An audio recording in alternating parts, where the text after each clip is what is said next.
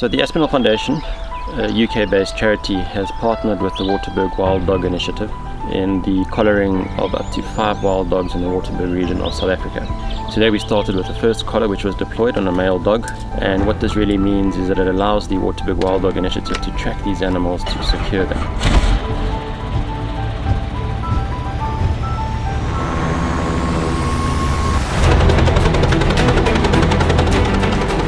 So the collaring of wild dogs is actually a very difficult operation to get done successfully. The dogs move very quickly. In this environment, as you can see behind me and around me, it is mountainous, it's thick with thickets. Flying a helicopter in this environment is fairly technical and quite difficult and challenging. And along with that comes the small target that a vet has to actually dart a wild dog. So today we were very lucky with the fact that the wild dogs were located in quite close proximity to us.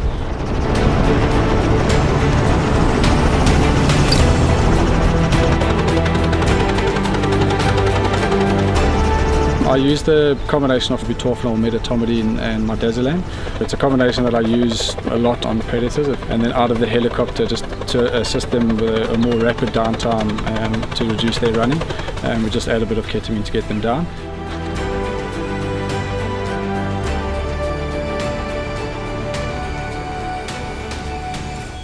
While he was down, we vaccinated him against rabies. We just gave him a multivitamin injection and an antibiotic just for the dart wound. And just if there was any little wounds or ticks and things like that, we treated that on him.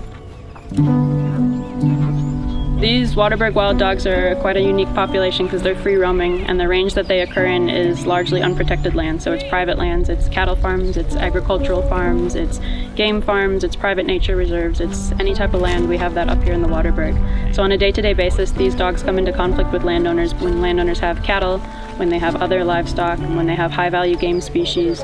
Unfortunately, the dogs are predators, and so they will take down any sort of prey item like that. And so our initiative really works to mitigate any of that conflict in the area.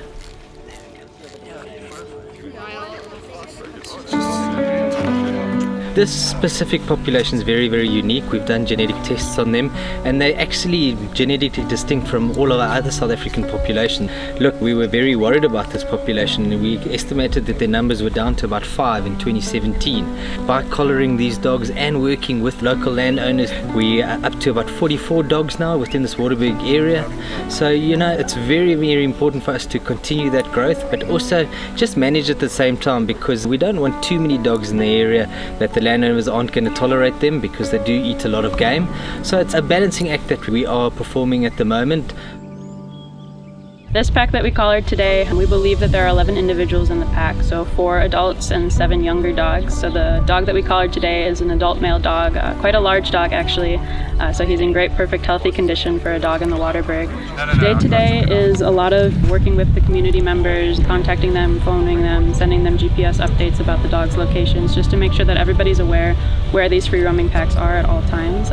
So this gives our landowners a chance to, 1, take proactive measures to mitigate any potential conflict, or if they're interested, they can also go out and try and see the dogs when they're on their property.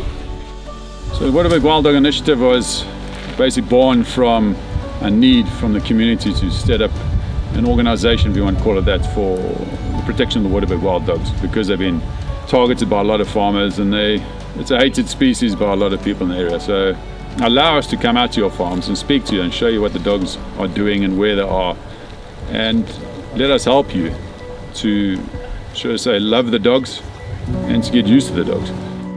If the landowner doesn't want them on his land, he just gives us a phone call. We go out there and we make use of drones, or we make use of other means to actually just chase them off the farm, and that's it. But I think they've got a right to be here at the end of the day.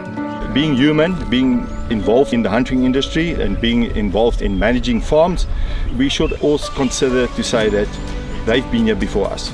It's a thing that we should accept. They're here to stay. Because he was a little bit bigger than we thought, he was quite a big dog, he still had his head up a little bit longer than we would have wanted him to. So just as a safety injection with all the team and that working on him, we gave him a little bit more ketamine, and that's why you'll see when he's waking up, he's a little bit disorientated while he's waking up, but within 15 minutes or so he's up and running in the right direction, and he'll find the pack very, very quickly. And we'll confirm that with the 2 collars that we've got, that they're back together within the next 2 hours. The work that the team is doing is phenomenal, considering it is a fairly small team, a small committee with a project manager. And I'd really like to urge supporters and fellow followers to support this initiative. You know, they need support in terms of fuel, additional collars, helicopter time to assist in chasing dogs out of areas that they're not welcome, and any real support that you could provide.